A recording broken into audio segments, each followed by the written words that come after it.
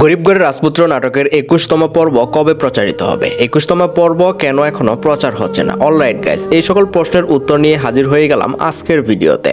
সুতরাং ভিডিওটি টানাটানি না করে শেষ পর্যন্ত দেখতে থাকুন। আর হ্যাঁ, ভিডিও শেষে অবশ্যই জানিয়ে দিব 21তম পর্ব কবে প্রচারিত হবে এবং কোন চ্যানেলে প্রচারিত হবে। কি করলে সবার আগে আপনি 21তম পর্বটি দেখে নিতে পারেন। 21তম পর্বে আপনারা দেখতে পারবেন মেঘলাকে দেখা যাবে সে এবার কোর্টে যাবে অনিকের নামে মামলা করবে, এবং কোর্টে যখন মামলা চলবে তখন মেঘলা ভালো একটি উকিল নিয়ে যাবে এবং সেই উকিল মেঘলাকে ভালো একটি পরামর্শ দিবে। উকিল বলবে আপনি যেহেতু বলছেন যে আপনার পেটে অনিকের সন্তান, কিন্তু যখন টেস্ট করা হয় তখন সেহেতু অন্য একটি পয়েন্টে চলে আসে, সেহেতু আপনি অন্য একটা মেডিকেলে গিয়ে আবারও টেস্ট করান।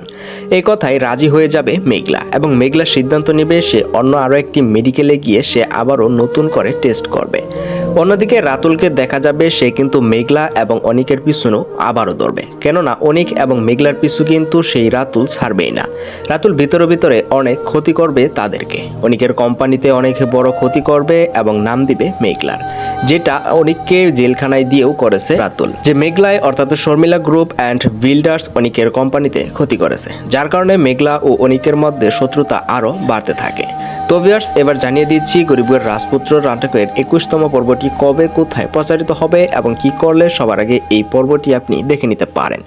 গরিবগড়ের রাজপুত্র নাটকের 21তম এপিসোডটি প্রকাশিত হবে আগামী 2 তারিখ অর্থাৎ 2 মে শনিবার দুপুর ঠিক 12টার সময়।